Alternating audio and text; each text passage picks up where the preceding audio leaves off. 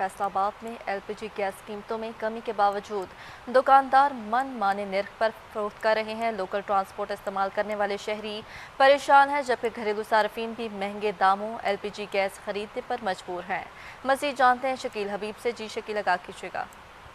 जी देखिए, बिल्कुल फैसलाबाद में भी एलपीजी गैस की कीमतें नीचे आने का नाम नहीं ले रही हैं।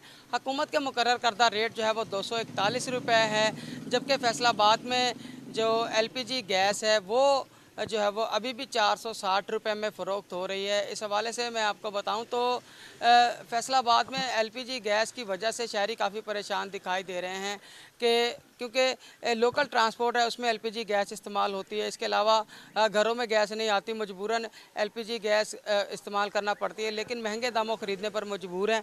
शहरी मेरे साथ मौजूद हैं। सर बताइएगा कि क्या कहना है। 241 रुपये किलो गैस है, तो हमारी जो सी दुकानें पे गैस है मिलती है हमको वो 460 रुपये 50-60 रुपये किलो में गैस मिलती है।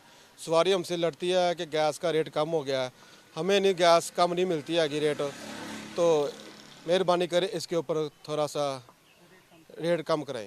यहाँ देखिए बिल्कुल क्योंकि घरों में भी गैस नहीं आ रही और जो लोकल ट्रांसपोर्ट है उसमें भी चूँकि एलपीजी सिलेंडर इस्तेमाल होता है, जिस पर जो है वो ट्रांसपोर्टर के साथ जो है वो सवारियों की तू तकरार भी होती जा रही है और गैस की कीमतें जो है वो नीचे आने का नाम नहीं ले रही। ज़िला इंतज़ामिया की जानिब से भी कोई कार्रवाइयाँ नहीं की जा रही कि जो महंगे दामों एलपीजी फ़रोख्त कर रहे हैं। इस हवाले से उनका कहना है कि एलपीजी गैस की कीमतों में जो है वो कमी की जाए और ताकि जो है वो ये किरायों में भी कमी हो सके। इस हवाले से जो है वो घरेलू सार्फिन भी परेशान है क्योंकि घरों में गैस नहीं आती और गैस सिलेंडर मजबूरन उन्हें एलपीजी का भरवाना पड़ता है, लेकिन वो बहुत भी शुक्रिया शकील हबीब, आगाह कर रहे थे।